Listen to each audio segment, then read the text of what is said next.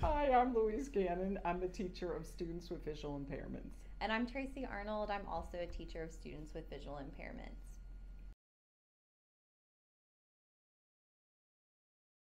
So when I think of our students with visual impairment and what inclusivity means for them, it means allowing them the opportunity, equal access to what is happening at the campus level. So if the students are in doing an activity, that they too have the opportunity to complete that same activity, knowing that we need to make accommodations to whatever is necessary. And I agree with that. I think it's our kids getting to share in the same experience as their peers, but getting what they need to make that experience the most meaningful to them.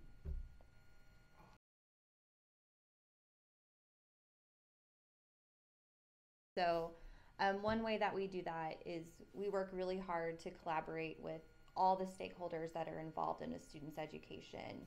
So, their teachers at their campus, related service providers like OT and PT, and the parents, and then the students themselves, because they're honestly stakeholders in their education too.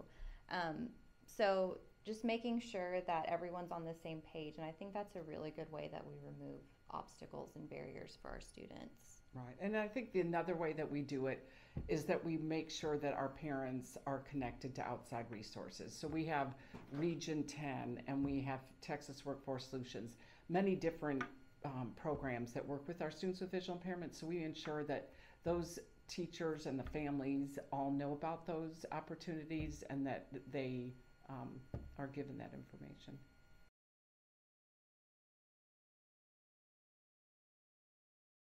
A personal or professional experience of inclusion that makes me smile.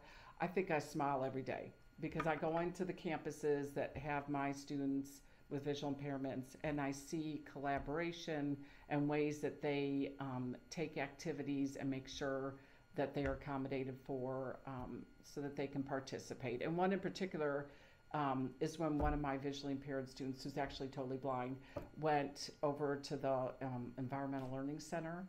So we collaborated with those people that worked there and they made sure that he had access to all the animals. So as the animals were introduced, he got to hold them. So sometimes he jumped away and was like, oh, what am I touching? But many times he spent just a long time really tactily exploring the animal and getting a real feel for what it is that he was touching or the animals that he were touching. Um, One that makes me smile, it's actually one of my campuses as a whole.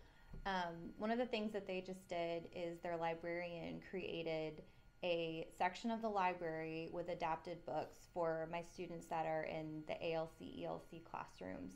And it's not just like 4 or 5 books. I mean, at least 100 books there. Because I really believe that like every student should have a favorite book, and for our students with visual impairment, sometimes we have to modify those books in order for them to really enjoy them.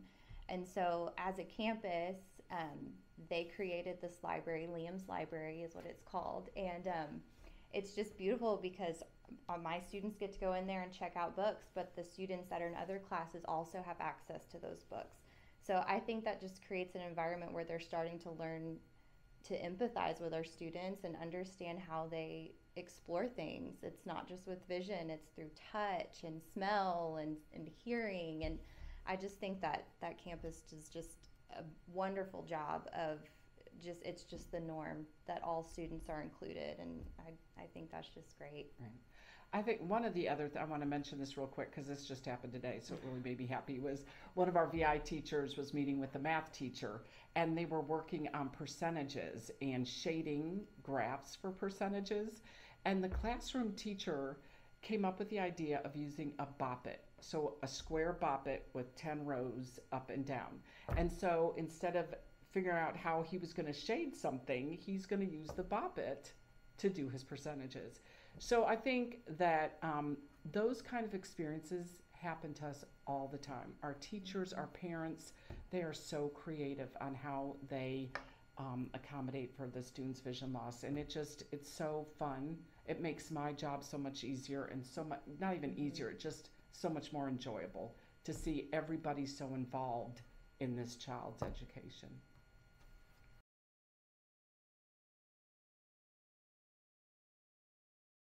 What is something you want others to know about students and families that we serve? Well, this is one that probably, when we were talking about it, or Traci and I were talking about it, is our families want everybody to know their child. They want to talk, they will talk to anybody about their child, who he is, what his visual impairment is, and they want their child to be engaged with. And so anything that they can do to make that easier for those working with the child, teachers, other students within the classroom, they are more than willing to come up and make that happen. And so anyway, we have the best job in the world. We really do. And then for our students, I just think that everyone should know that you should have high expectations for our students with visual impairments, because when you set that expectation, they will rise to meet it. And so they're capable of doing great things, and that's our students who are in ALC up to our students that are seniors in high school about to graduate. I think they're great. We really do have the best job in the world. Yeah.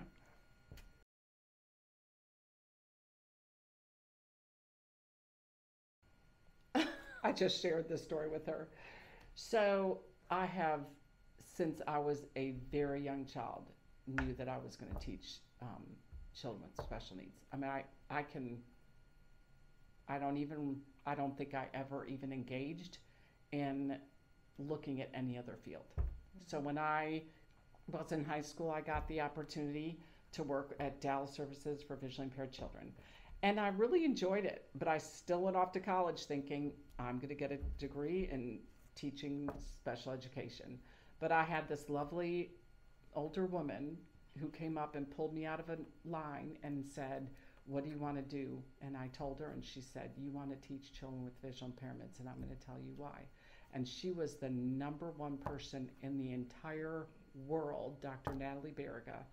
And she sat down with me in her office and told me why I wanted to do this. And I said, "Let's do it." And that's how I began. But I never wanted to do anything else. Never.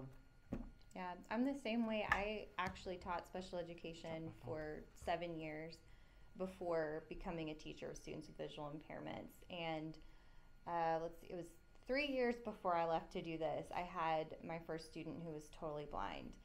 And working with her, it just changed everything for me. I think I'm about to start crying just talking about it, but it made me rethink how I was teaching, and it just changed everything. And I got bit by the bug, and I was like, okay, this is what I want to do. And within like a year and a half, here I am. And it's just, but yeah, I think it's just, you get those students sometimes that they're just always going to be one of those students, and she was one of them. And it's yeah, that's definitely my why.